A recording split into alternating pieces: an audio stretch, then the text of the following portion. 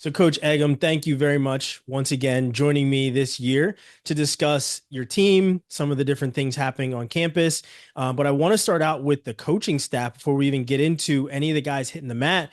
You now welcome Michael Kemmerer onto your staff. And I talked to him last week about, what really made him want to join Minnesota. Obviously, he has, kind of a pick of the litter a little bit, right? He had some other options and places that he could have gone, and he was at Brown as well. He was a five-time All-American at Iowa and he trained at Cornell. So he's seen a lot of different just programs and how they work. And he's the first guy on your staff that wasn't a Minnesota wrestler as well.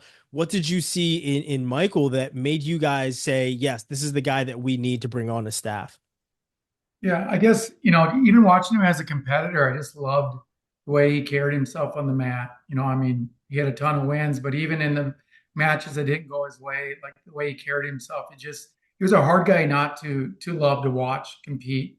And so I've heard so many amazing things about him. I knew people that knew him really well. Then he had a chance to go out and experience some different programs, getting that perspective we thought was really important. We had Trevor Brandvold before him, who was amazing, did a great job for us, and we were sad to see him go. It was a great opportunity for him, so we were happy for him and his family. But to be able to bring in somebody that was an upper weight guy, a young guy like Michael, he's got some ties to the East Coast, which are cool with recruiting and some different things there as well. But yeah, all around, we just knew he was a great fit for our program, and we're excited to bring him in. And yeah, we enjoyed the recruiting process of getting to know him, and yeah, we were excited that he committed to be on our staff. Mm-hmm. So yeah, you talk about the recruiting process of bringing Michael in, but also the recruiting of bringing in some new guys as well. But you do lose two really big key guys in your lineup at 125. Patrick McKee is going to be gone, and then at 157, also Michael Block is a couple of guys that were All Americans for you. What did they bring to, or at least leave with the squad as they go on to, go into fighting and things like that? What did they leave with this team that made a lasting impact that's going to be pretty hard to replace? Yeah, they were great leaders. Obviously out on the mat, those guys always left it out there, and they competed with a big heart. But in the room, both guys are really they were great mentors. Like they spent time with the young guys developing. At the end of practice, a lot of times they were vocal. They weren't afraid to speak up, and sometimes it was they weren't afraid to say the tough things too. Like, hey, we need more out of guys. We got to step up. So they were just genuine people, and they love the program. It's really cool right now. I know Patrick is moving on. He's trying to figure out the next step in his life, whether it's getting involved with club wrestling or some different avenues. Michael Blockus is went back to pursuing that MMA dream of his, and we're able to watch him fight at Mystic Lake Casino here a couple weeks ago, which was pretty cool. We got to bring some recruits out there, and we didn't know if that was a good or bad idea, taking moms out there to watch guys get punched in the face, but it seemed like it was a fun event. We got to watch Blockus compete. We also got to watch Mitchell McKee go out and compete. And he's doing really well. So we had a lot of ties in there in MMA, but those guys were just great supporters, great leaders. We've had, well, we obviously missed them, but those guys are still around and coming in. A guy like Blockus will come up now and again just to get in the room, compete. And Patrick came in, it was really cool, and got a role with Cooper Flynn, and is going to be a big help in that in his career as well. So we're hoping we can get Patrick in a little bit more. We talked to him about that, but we'll see here how Mhm. busy he is. But Yeah. yeah, we So miss you those. Yeah, so you mentioned Cooper Flynn. He's a guy that comes in a transfer from Virginia Tech. He was a runner-up in the ACC and also a NCAA qualifier. And you also have Tommy Askey, who was at App State last year, a guy that's going to be, the replacements for those two guys who you just talked about, potentially at 125 and 157. What did you see in those guys that you really thought would be, kind of a shot in the arm for the team and be able to come in and replace such huge guys that made such an impact on your program in McKee and Blockus? A lot of talking to him, just like their gratefulness to go out and compete, like who they were as people in the recruiting process, what was important to them. They were just great guys. Cooper is a guy that we've watched for a long time. We knew him a little bit.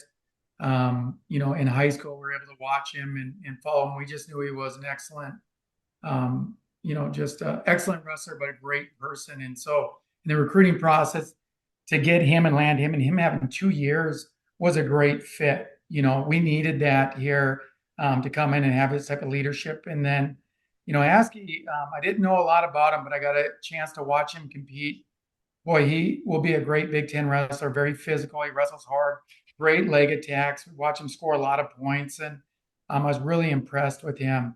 That guy has been Askey's been really fun to get to know. He's got a smile on his face all the time. He's a super hard worker, great work ethic, and he's going to be fun in our lineup. So they fill a couple weights that we need to pick up some leadership in, and we have other guys are going to be battling them obviously for the spot, but yeah, those guys are the front runners Mhm. there. So, the rest of your lineup, you return a good portion of NCAA qualifiers. You also return two guys that made it on the podium last year and a guy that you had spoke to me about that you said was really under the radar last year. And I put in my preview and I said, man, coach was right at the beginning of the year. And that was Tyler Wells at 133. He was a blood round guy, came up just 1 point short of, advancing. What can you say about what Wells brought to the team last year that you really see him making a jump this year to get onto the podium? Yeah, he showed the country that he can compete with the best guys. He had some big wins.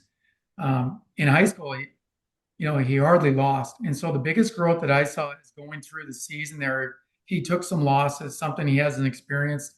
And so that was a challenge for him a little bit initially to get over. But with that, he's grown a lot. And I think just managing a season, the maturity that he had at the very end at like the NCAA tournament, and really that I see this summer, the way that he's trained and carried himself, the little things, managing his weight and those things are going to be a really positive thing for him. So he was a really good wrestler last year. He's made big gains.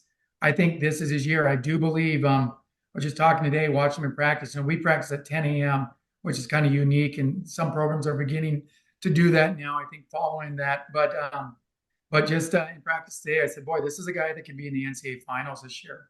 And yeah, he's just more mature. A true freshman. Again, he was looking at going Division II, and something changed in him. I think he just had this desire to give himself a chance to compete at Division I. He felt in his heart he wanted to chase that dream, and we hadn't seen him in a room ever. He never came to RTC practice or any of those things. And then all of a sudden he comes into practice. We watch him compete against some great leaders, and we're like, wow, this guy can wrestle. So we were excited to pick him up. Yeah, I think he's made some jumps in his wrestling, especially maturity wise. So he's going to be a problem this year. We're excited for him to compete at 133 for us. He was a blood round guy.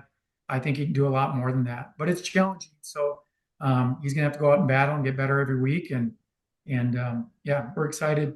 We're excited for him. And the other guy that you talked about was that Vance that you were Yeah, bringing up? Von Bauer, and then you also had Salazar that were both All Americans last year.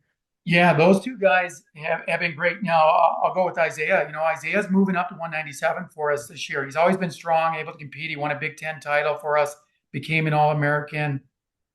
We've been so impressed with him. I was talking about people when we picked him up from Colorado. The thing I always remember about Isaiah is so many people reached out to us from his school, like just about what a great young man he was, how respectful he was, how hard he worked. But I got so many emails from other people from other schools about how he helped out with fundraisers and the way that he helped guys in their team, and just like him being an outstanding person. He got the Big Ten Medal of Honor for the University of Minnesota last year on the male side of it, which was really impressive. He's great both on and off the mat. But he's moving up to 197. I expect big things from him. He's going to be challenged. We got some other guys that are battling for that spot as well, but we're excited. We asked him to make that move for us. He accepted it. I think from a standpoint of like power and hand fighting, you see how strong he is. I think he can make that adjustment easy. But it did pave the way for a young guy that's a superstar coming in the lineup that we've seen, and that's Max McAnally. Mhm. It's a really good fit to have both those guys competing. Max, a lot of the country saw him go out and compete. He stepped in the lineup, had some big wins for us when we needed him to. But this guy has made some great jumps. He comes out of high school.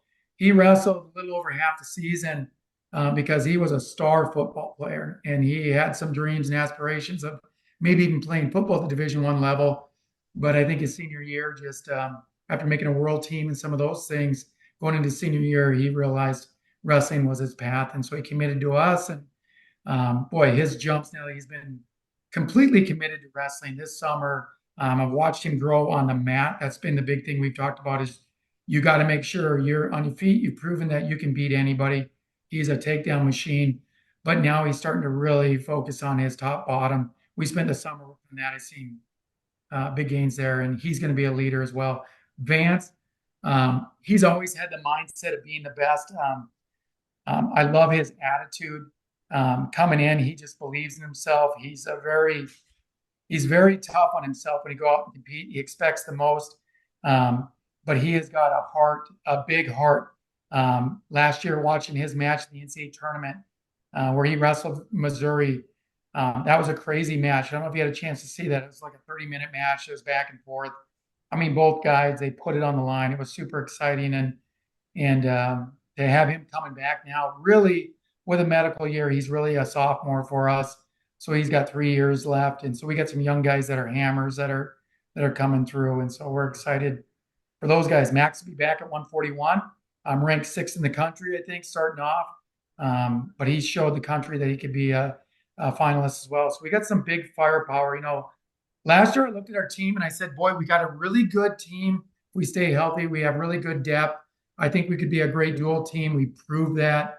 I don't know how many dual wins. I think we were like 11-2, and Yep. I think we were one match away from winning those other matches. They were close, at least all the duels. Very, very competitive team. This year, I see we have more firepower. We have guys now with some of that experience coming in that can do some great, great things. Picking up some of those transfers, I think that just adds to it. So we're hoping we got a little bit more competitive dual season this year, I think, than we had last year. So that's perfect. We need to challenge that. We'll get out and hit some different competitions. We'll hit the Cougar Clash, and I know we'll do that Soldier Salute again. We'll go to Appalachian State early. We'll send some guys out there to see some different people, and then our Big Ten dual meet season, I think, is a little bit more challenging, which we're excited about. So it's this will be a great season for us. Yeah. So I know like you said, you have, a lot of firepower. One of those guys that you've had in the lineup for the last couple of years is Andrew Sparks. And Sparks is also a qualifier for you. And I believe he's going to be dropping to 165 this year after being up at 174. What was the kind of the impetus behind him moving down to 165? Yeah, just making weight. Like I think he was a better fit at 165. But from the team standpoint, last year we were doing what we thought was best for the team. So him taking a chance of moving down to 165, he's got to go out. And it's not just a given spot. We got Blaine Brenner, who was a national qualifier at 165, who's getting better every single day, and we've been really impressed with Blaine as well. So those two will battle at 165. But Sparks going down, I think is the best fit for him this year. We brought in Clayton Whiting from Missouri at 174, who's done some great things. He's went out and had some big wins. He's looked really good this summer. I see him getting a lot better. Just getting, the change coming into our room. I think he said, boy, there's a lot more practice, a lot more intensity in our practices than what he initially was experiencing down there. So he's said that he's felt a lot of growth and just physically in his body from that. And he's been excited about that. That's something he really desired. So we balanced it a little bit. This summer, we actually did a lot more development and some potential time up. But from him, he said it was just a really good push. So Clayton Whiting coming in at 174 just made the path for Andrew to make the adjustment, which he wanted to go to 65. Last year we kind of asked him to go up. So it was just a really good fit. So him and Brenner will battle down there, and Clayton at 74 will be a good fit. Max above him, Salazar 97, and then I know we have Tabor back at heavyweight. Tabor wrestled last year. I don't know what his weight was. I think he's around 218. He's 260 some pounds. I'm watching him in the room. I mean, 40 more pounds. And honestly, you watch him against some guys that had success last year. you would say, wow, there were some competitive matches. He was young. I think mentally now having that season under his belt, he's grown a lot. I watch him battle with a guy like Hilger, that's a four-time All-American, Mhm. and he's out there competing and winning some of those goals. And I think a lot of that is he's 40 pounds bigger, more Yeah. mature, that experience. He's doing some really, really good things for us. I think I missed 149 or 149. The front runner right now is Drew Roberts. And Drew wrestled all year last year with an injury, and he battled through it. He had some good matches, did some good things, is right there, but he was never healthy, about 80%. Right after we knew we were doing a surgery, but he battled through it and did some. Again, I was impressed with his toughness. We had surgery right after season. He's completely healthy now, just getting back. Now he's into his live wrestling and competing the full go. So I do see him as a healthier competitor for us and would be the front runner there and hopefully does some big things for us as well because he showed signs that he can compete against some of the top guys as well. But we need more out of 149, and I think we'll get it this year. Yeah. So like I said, last year you were telling me about Wells and how he was a really under the radar guy. And, he comes out as a true freshman and, ends up in the blood round. Is there any guy in your lineup that you can see kind of having the same type of ascension that Wells is having? Is it maybe it's Max at 184? He had a really good red shirt season. I think he finished the season off with a win over Brian Saldano. So, is Max that guy that you're looking to possibly have the same type of season that Tyler had for you at 133 last season? Absolutely. Max could be a finalist. Like I'm watching him in the room. I've seen him compete against guys like Salazar. He has just an amazing ability to score points on his feet, but he's improved so much this summer on top bottom that I think that's the difference maker. And that's what we focused on with him in a lot of that sense. But he is a guy that can win a national title, not just his ability, but his mindset. Like that's the difference maker. And he has the mindset of a champion and that's important. He has the ability and the mindset, and so yeah, he's a guy that we expect big things from. And having a guy like Salazar move to 197, I think it shows a lot of what our thoughts from what we've seen with Max in the room and out competing. Mhm. So keep your So eyes on him. It's gonna be fun to watch, and he's gonna do some great things for us. yeah. So I want to pivot to the announcement that just came out recently of you guys are going to be hosting what is it, the 2028 NCAAs, and you were supposed to have the 2020. Unfortunately, COVID said no to that one, and but we're going to be coming back in 2028, and it's going to be the biggest venue at US Bank that the NCAA tournament has ever seen. But it's not just that that's happening on campus. Also, basketball is going to be hosting, I believe, in 2027, and then you also have the women's Frozen Four this season. So it's basically like the NCAAs is all kind of converging on Minnesota these next couple of years. How big is it for you guys on campus, all the different coaches to see how the NCAA tournament is, like I said, converging on Minnesota, but then also how you guys are going to get a second chance of hosting the NCAA tournament in 2028, and it'll be the second time that you guys ever host in the history of the NCAA tournament. Yeah. That's exciting. It's great positive buzz, and for the state just to be focused on a couple different sports and being able to host those tournaments is just puts more highlight on University of Minnesota athletics. I think, but for us to get a chance now to have the NCAA tournament again, we lost that obviously during COVID. I remember our team walking through US Bank Stadium. We're in a movie, watching a movie when we got the announcement that everything was being canceled and disappointment there for our fans and for the state. So to get a chance to rehost, we were excited. Yeah, we just heard that news as well. And so we're pumped. That'll be a fun thing for the guys that wrestle here at the University of Minnesota. Hopefully we can use that in recruiting, that some of the guys that come here want to get a chance to wrestle at home in front of a big crowd that wants to push those guys to winning national titles and becoming All-Americans. So it'll be exciting, unique. That US Bank's going to be a really cool place to host. There's going to be a lot of space. It's going to be really comfortable for the athletes, which has been something that sometimes is we haven't had that luxury. The guys are crammed in hallways and different spots. We're going to have a lot more space for guys. It'll be cool. Be interesting perspective, from the viewership and stuff from having such a big venue. So we're excited for that, and yeah, we can't wait. Mhm.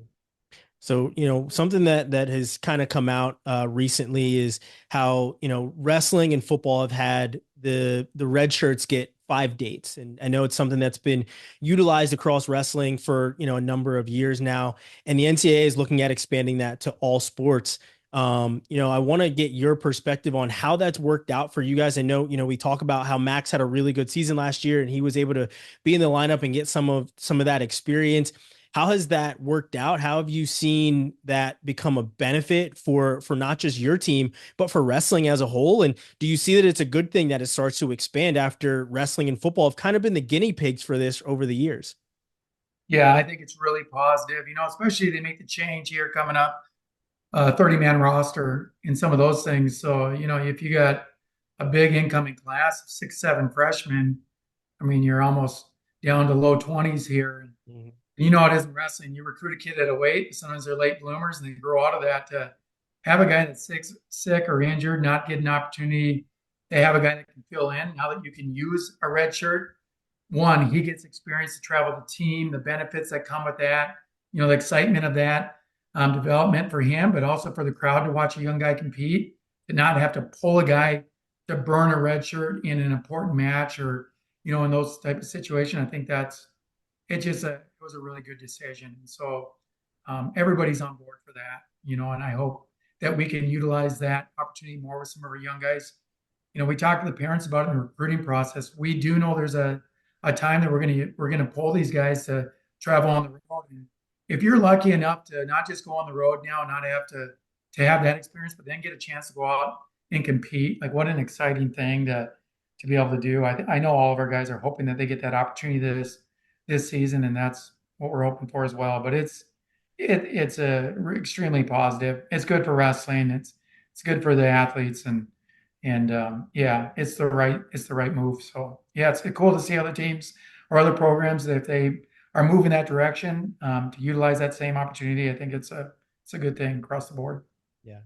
Well, Coach, I appreciate you sitting and talking with me about the team and some of the guys you have coming back and some of the newcomers on your squad. Before I let you go, do you have anything that you're looking forward to this season the most, or anything that has really caught your eye over the past, maybe the past off season that you're really looking forward to seeing? Nothing. We're just excited for the season. We want our guys to make the most of every opportunity.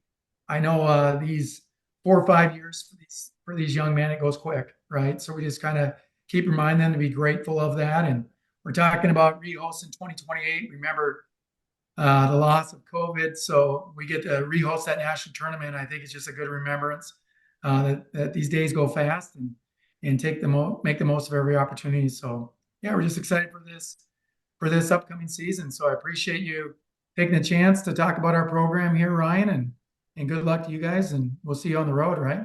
Yeah, you certainly will. Appreciate it, Coach.